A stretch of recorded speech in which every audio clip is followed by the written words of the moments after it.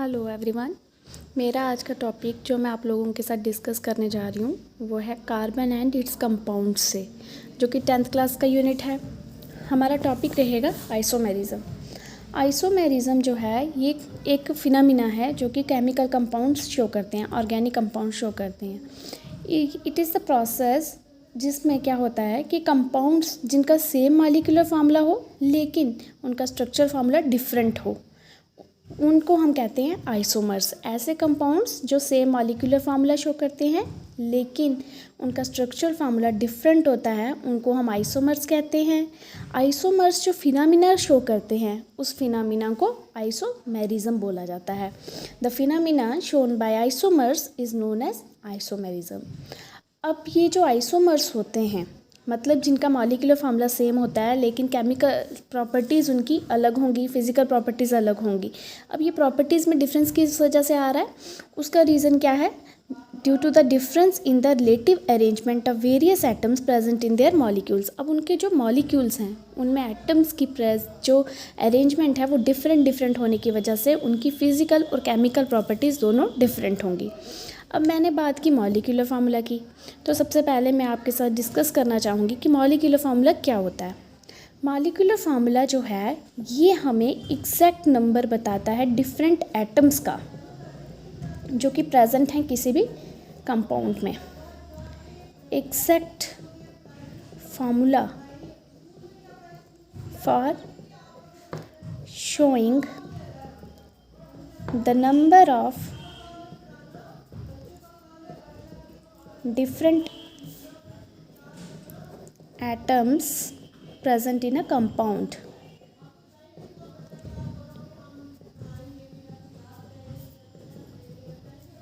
Compound or molecule. अब हम इसमें मैं आपको एक एग्जांपल देती हूँ मॉलिक्यूलर फार्मूला के लिए। बेस्ट एग्जांपल जैसे कि ग्लूकोज जो है इसका फार्मूला होता है C6H12O6। It means it has carbon, hydrogen and oxygen. 3 चीज़ें हैं इसमें।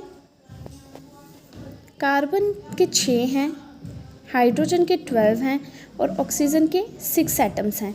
और ये जो फार्मूला है C6H12O6 इसको हम बोलते हैं molecular formula of the glucose, क्योंकि ये हमें बता रहा है कि इसमें 6 कार्बन्स हैं, 12 hydrogens and 6 atoms of oxygen are present in it.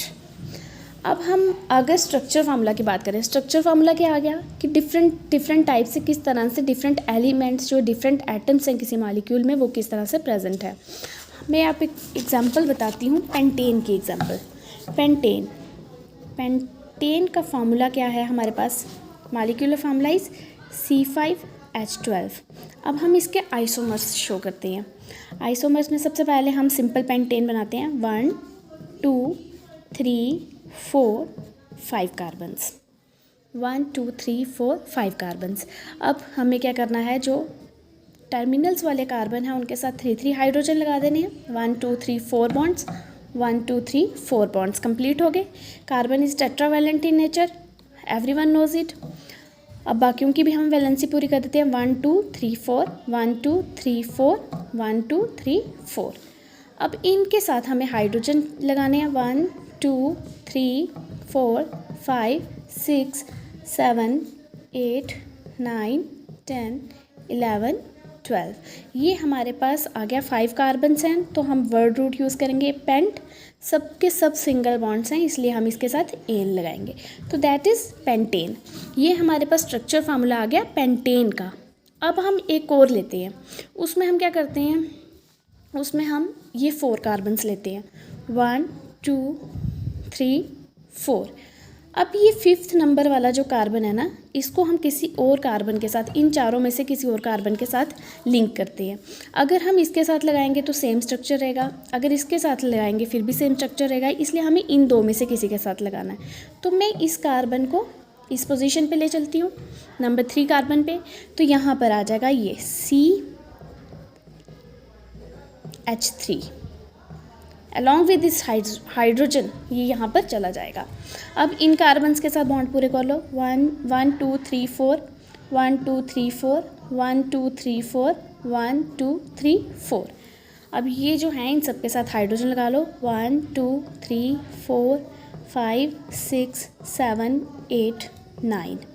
अब इनको काउंट करो हाइड्रोजन को, 1 2 3 4 5 6 7 8 9 10 11 12 12 हाइड्रोजन आ गए, 5 कार्बन आ गए। मॉलिक्यूलर फार्मूला इज सेम ना, लेकिन हमारे में डिफरेंस किस चीज़ का आ रहा है, यहाँ पे ये जो ग्रुप है methyl group, it will act as a substituent. अब हम जब इनकी नंबरिंग करेंगे तो हम यहाँ से करेंगे 1 2 3 4। नंबरिंग हमें इस तरह से करनी है कि जो सब्स्टिट्यूएंट है वो नियरेस्ट कार्बन में आए। तो यहाँ से अगर करेंगे 1 2 3 पे आएगा, यहाँ से करेंगे तो 1 2 पे आएगा, तो हमने 1 2 लेना। तो ये हमारे पास आ गया 2। सब्स्टिट्यूएंट क्या है, मिथाइल पेंटेन। तो ये भी, इसका मॉलिक्यूलर फार्मूला भी क्या है, C5H12। पेंटेन का भी क्या था, C5H12। ये दो जो हैं ये हमारे पास आइसोमर्स आ गए किसके, पेंटेन के। अब एक और हम ले लेते हैं, उसमें हम क्या करेंगे, 3 कार्बन लेते हैं, 1 2 3। अब इसके साथ हमें 5 कार्बन चाहिए, हम सेंटर वाले के साथ दोनों साइड कार्बन लगा लेते हैं, 1 2 3 4 5। अब हम इनके बॉन्ड्स पूरे कर लेंगे, 1 2 3 4 1 2 3 4 1 2 3 4 1 2 3 4। इन सब पे हमने क्या लगा देना, हाइड्रोजन। 1 2 3 4 5 6 7 8 9 10 11 12। इसका भी मॉलिक्यूलर फार्मूला C5H12 आ रहा है, लेकिन इसका नाम क्या होगा, 1 2 3। इधर ये मिथाइल ग्रुप भी एज सब्स्टिट्यूएंट एक्ट कर रहा है और ये भी, तो ये हमारे पास आ गया 2 2। इसको हम बोलेंगे 2 2 डाई मिथाइल। कार्बन कितने हैं, 1 2 3, तो ये आ गया प्रोपेन। सॉरी, इसमें हमारे पास 1 2 3 4 कार्बन है, तो इसको हम ब्यूटेन बोलेंगे। तो हमारे पास 3 आइसोमर्स आ गए किसके, पेंटेन के। 1 is pentane, other 1 is 2 methyl butane, third 1 is 2 2 di methyl propane. ये तीनों जो हैं ये आइसोमर्स हैं। आइसोमर्स क्यों हैं, क्योंकि इनका मॉलिक्यूलर फार्मूला तीनों का सेम है, C5H12 C5H12 C5H12। लेकिन इसमें जो अरेंजमेंट है मॉलिक्यूल्स की, एटम्स की, इसका जो स्ट्रक्चरल फार्मूला, मतलब हम इनको कैसे रिप्रेजेंट करते हैं, ये तीनों का डिफरेंट है। अब एक और चीज़ मैं आपको बता दूं कि यहाँ पर मैंने जो कार्बन, ये जो पेंटेन बनाया है, पेंटेन से मैंने 2 मिथाइल ब्यूटेन बनाया, उससे मैंने 2 2 डाई मिथाइल प्रोपेन बनाया। लेकिन प्रैक्टिकली ऐसा नहीं होता है, लैब में डिफरेंट मेथड्स हैं इनको बनाने के। तो ये सिर्फ एक एग्जांपल है कि इससे हम ये चेंज लाएंगे, इससे हम ये चेंज लाएंगे, लेकिन प्रैक्टिकली ये इस तरह से हाइड्रोजन को घुमाने से या कार्बन को घुमाने से नहीं बन जाता। तो आई थिंक कि यहाँ से आपको क्लियर हो गया होगा कि आइसोमर क्या फिनोमिना होता है। जब कोई compound same molecular formula show करता है, जैसे कि यहाँ पे पेंटेन है, 2 मिथाइल ब्यूटेन है, 2 2 डाई मिथाइल प्रोपेन है, तीनों का मॉलिक्यूलर फार्मूला C5H12 है, लेकिन इनकी स्ट्रक्चरल अरेंजमेंट तीनों की डिफरेंट है, तीनों में अलग अलग तरह से स्ट्रक्चर्स हैं। तो इसको फिनोमिना को हम आइसोमेरिज्म कहते हैं, और ये 3 बन रहे हैं, इनको हम आइसोमर्स बोलेंगे।